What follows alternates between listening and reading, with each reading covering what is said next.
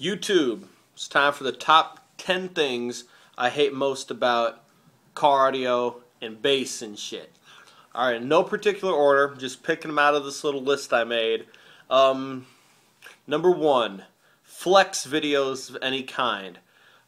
I don't care how much you can make your door vibrate. That shouldn't be like an affidavit of how good your system is. It's how badly you designed it. If you can make your door flex a lot, you can make your roof flex. That thing is wiggling out of phase with the sound wave you're trying to produce and causing distortion and cancellation and absolute shit. Any real SPL vehicle goes to great lengths to eliminate flex. Flex is a bad thing. So when I see you, Steve Meade, making fucking chocolate milk on the top of his Tahoe, I go, brace that son of a bitch, okay? Like, take a beam and connect it to the roof of your car and bolt it down to the roof of your Tahoe so it doesn't wobble there in the wind. And you'll probably gain a few decibels. And you wouldn't have to have 30,000 watts and get the same amount of power. Alright?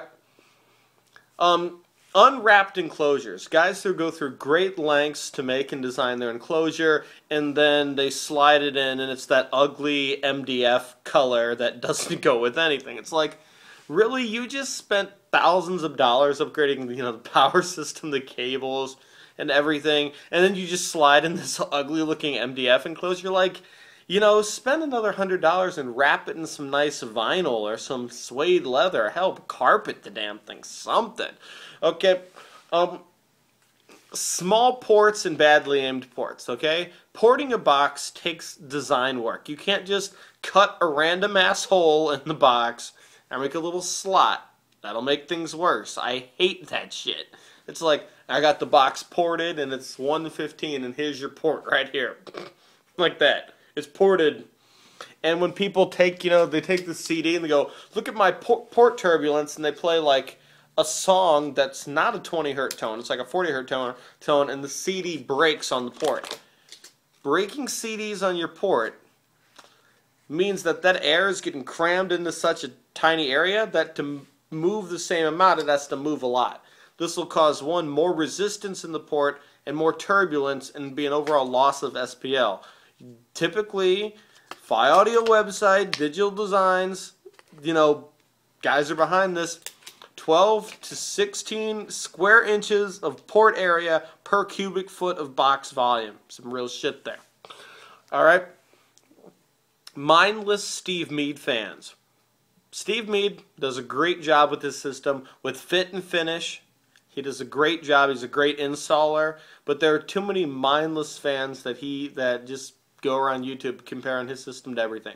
I think Steve Meade would be willing to admit that there are systems out there louder than his Tahoe. But his system is badass, and if I ever met the guy, I'd be like, yeah, let me hear that shit, for real. I mean, respect to him, but come on, people, let's not be hypnotized. He's a person, he's not God, okay?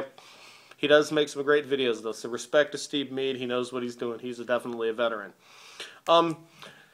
Square subwoofers in general. I think this shit's retarded looking, because they just irritate me. I really don't have a good logical reason for this, but like anybody running Kicker Solo X's, I just want to punch them. It's like, it's square, you're trendy, it's stupid, fuck off. Oh, I get more cone area. Yeah, you get bad sounding sound wave, you douche. Buy a real subwoofer. Alright. Number 6 on my list here is sound deadener junkies, okay? I have other videos where I describe what sound deadener is for. And there are people who, I got my new setup and I got 300 square feet of Damplifier Pro. What the fuck do you need with 300 square feet of Damplifier Pro? If you're applying more than like 2 layers of this shit to any body panel, you need to think about what you're deadening and what you're actually trying to do. You're not just... Stop. There's other ways to stop flex. You just don't add 10 layers of deadener and let it weigh itself down. That is so stupid and inefficient. Okay? I'm not speaking from theory here. I'm speaking from experience, where if you want to eliminate flex, there are better ways to do it, I mean, it's okay. If you want like a multi-purpose sort of product, then yeah, cut a layer or two of some good quality deadener is a good idea. But anybody like more than 5 layers of any shit, like, oh my god, dude, come on. I know applying deadener is fun, but chill out. All right. One of my biggest irritations is, 418s and stock mids and highs. What the fuck are you doing? You're hitting 155 on music, and you have stock mids and highs. Really? The speakers in the back get 6,000 watts. My 5 1/4s up front, they get about 20. Actually, saw this guy, 418 kicker solo X's, loud as hell on the bass, and then he's got like 2 sets of cheap ass little Soundstream little components. He's like, I got my deck powering them now. Like, what the fuck are you doing, man? If you have enough money to put that much into having 4 alternators and 10 batteries and 20,000 watts, go get you some damn pods made for your doors and get a good 2-channel amplifier and at least get a respectable front stage. I'm not saying you need multiple pro drivers and active 3-way setups, but at least something. Alright. Another thing that annoys me, and I'm guilty of this too, is terrible fit and finish of an installation. Okay? My car has terrible fit and finish. I admit this. But my car is also a 99 Ford Taurus with 140,000 miles. I'm not going to sink any more money into that car because everything I have in there works. I'm done doing the upgrades for it.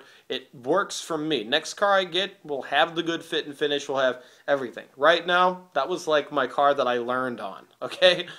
I made mistakes, and I learned a lot from them, so there you go. But if you're dumping that much money in, like for example, you get this people that make the like fiberglass pods, and then they paint it some really ostentatious looking color, and it's obnoxious, or they don't sand it enough.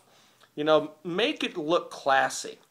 It doesn't need to be totally blinged out. Which brings me to the next one, are those obnoxious looking chrome amplifiers or any piece of audio equipment that goes apeshit. And Soundstream is pretty guilty of this with like their speaker grills, okay? If you've seen my door panels, I have regular ass looking speaker grills in black vinyl on a black door. It looks classy, but it means business. It's a good front stage, okay? I don't want some ugly-ass, cheap little plastic thing that I can tip and ting on, or some amplifier that if the sun hits it, it could blind me, or some subwoofer with some ridiculously designed cone.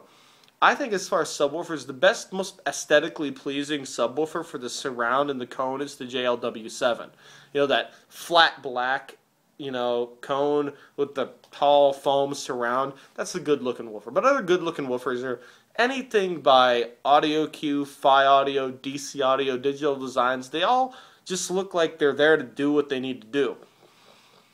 And 10 are just haters in general, who just get on people's videos and just type some dumbass comment, and then you go look at their video, and they're running 2 dual audio 12s and the Best Buy prefab bandpass enclosure, and you're like, oh, I see. You're mad about your own shit. Alright, so that's about 10 things I hate about car audio. I am anxiously awaiting to see the next vehicle that Exo Contralto. I don't like Exo a big deal as much. Contralto sounds cooler.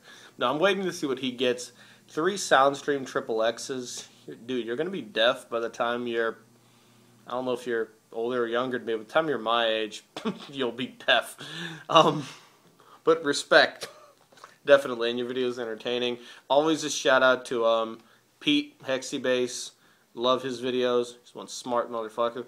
I'll even give Steve Meade a shout out. Sometimes I get sick of all the bandwagon jumpers and fans of his, but he does a damn good job on installations and he knows his shit. So respect to Steve Meade too for at least popularizing car audio.